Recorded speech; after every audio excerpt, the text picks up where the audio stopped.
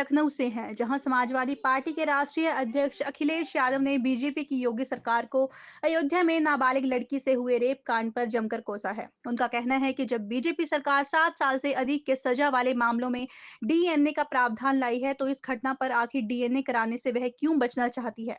उन्होंने कहा कि बीजेपी यूपी के 10 सीटों के उपचुनाव से पहले एक बड़ी साजिश रचने का काम कर रही है। पुलिस अधिकारियों को बीजेपी का कार्यकर्ता बनाया जा रहा है। लोकसभा चुनाव में मिली हार से सरकार सदमे में है। समाजवादी नेता रहे जनेश्वर मिश्रा की प्रतिमा पर पुष्पांजलि अर्पित करने जनेश्वर मिश्र पार्क पर आए अखिलेश ने गोमती नगर में बारिश में युवती के साथ हुई अभद्रता का जिक्र करते हुए कहा कि सरकार को मुस्लिम यादव ही हर घटना के पीछे नजर आते हैं।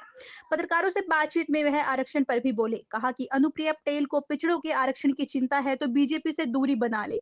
डिप्टी सीएम केशव प्रसाद मौर्य को भी उन्होंने जमकर कोसा। लखनऊ से हमारे संवाददाता मनीष मिश्रा की रिपोर्ट।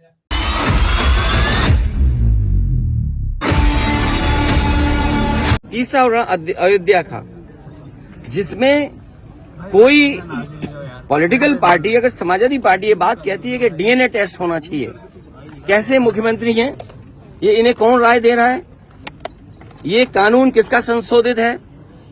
ये इन्हीं का संशोधित कानून है 2023 का, जिसमें ये कहा गया है कि डीएनए टेस्ट होना चाहिए अगर 7 साल से ज्यादा किसी की सजा का कोई प्रावधान है तो क्या गलत मांगा? और उनके परिवार के लोग कह रहे हैं, और वहां भी पुलिस सच्चाई जानती है, हमारे पत्रकार साथी भी जानते हैं सच्चाई। वहां की पुलिस जब बीजेपी के इशारे पर और वो सच्चाई से अगर काम करना चाहते तो उन्होंने क्या किया? उन अधिकारियों के खिलाफ कार्रवाई कर दी। तमाम अधिकारी ऐसे हैं जो कह रहे हैं कि हमें तो नौकरी बचानी है, हम क्या करें? हम टेंशन में आ जाएं कि हम भी सर मार दें किसी आदमी के सर पे। आपने देखा नहीं बनारस में क्यूटो में क्या हुआ? अधिकारी पे इतना प्रेशर कि वो आकर के सर मार दिया उसके व्यापारी के। सोचिए आप, इसमें तमाम ऐसे लोग हैं, आप अकेले में बात करना कितने प्रेशर में जीवन जी रहे हैं। ये जो भार है इनके पास, मेडल बेल और ये तमाम लैनियार्ड और नेम प्लेट और तमाम उसके अलावा ऐसा भार है इनके ऊपर, ये काम नहीं कर सकते, न्याय नहीं दे सकते। और उसका परिणाम ये हुआ कि भेदभाव कर रहे हैं, और ये भेदभाव इसलिए कर रहे हैं कि इनको हर जगह राजनीति दिखाई दे रही है, वोट दिखाई दे रहा है। ये कितना भी कुछ कर लें, अब जनता को इनसे कोई उम्मीद नहीं है। और जब उम्मीद खत्म हो जाए किसी पॉलिटिकल पार्टी से तो समझ लेना उनका सफाया होना निश्चित है।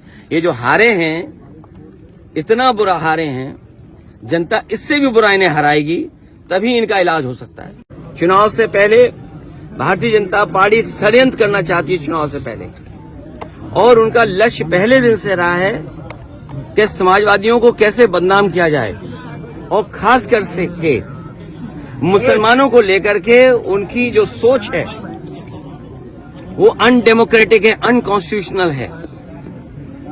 ये सोचिए, एक मुख्यमंत्री योगी, तो इसका मतलब ये है कि अगर कोई योगी अगर वो लोकतंत्र पर भरोसा नहीं करता है और कॉन्स्टिट्यूशन पर भरोसा नहीं करता, वो योगी नहीं हो सकता है। मैं 3 घटनाओं का उदाहरण देना चाहता हूं आपके सामने जी। पहली घटना हाथरस, जिसमें एक साधु संत के कार्यक्रम के लिए परमिशन के लिए भारतीय जनता पार्टी के विधायक और नेताओं ने लिखा था, लेकिन जो प्रशासन को काम करना चाहिए था, जिस जिम्मेदारी से सुरक्षा और उन चीजों का इंतजाम करना था, वो नहीं किया, जिसका परिणाम ये हुआ कि बड़ी संख्या में लोगों की जान चली गई। न केवल जान गई है, उनका नुकसान हुआ बड़े पैमाने पर। बहुत से लोगों का हाथ पैर या जो भी नुकसान हुआ, उसका कोई मदद सरकार ने नहीं की। दूसरा, आपने देखा होगा गोमती नगर में जो भी बना, और जब मुख्यमंत्री ने सदन में ये कहा, सूची तो हालांकि बहुत लंबी थी, इसमें पुलिस का दोष कम है, पुलिस तो पूरी सूची दी थी, लेकिन भारतीय जनता पार्टी के जो मुख्यमंत्री और सरकार वो ये चाहती है कि पुलिस भी भारतीय जनता पार्टी की कार्यकर्ता बन जाए। ये जो नए तरह का काम हो रहा है कि पुलिस को भी ये भारतीय जनता पार्टी का कार्यकर्ता बना रहे हैं। जब पुलिस ने सूची दी सब नामों की, तो आखिरकार मुख्यमंत्री जी ने केवल यादव और मुस्लिम का नाम क्यों पढ़ा?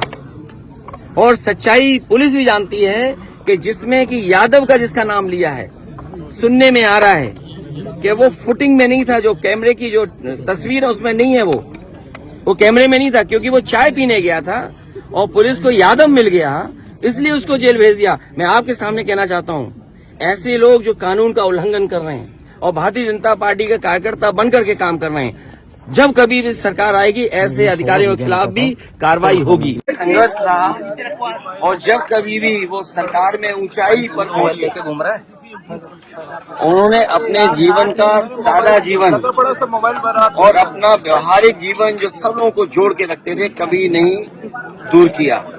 और हमें याद है कि 5 अगस्त के दिन जो उनका घर दिल्ली में था, प्रेम लगा हम लोग घर के बाहर उन्होंने लोहिया के लोगों का लेकर के एक तख्ती लगाई हुई थी और उस दिन पूरे प्रदेश और देश के लोग उनके घर जाकर के उन्हें बधाई और मुलाकात करते थे।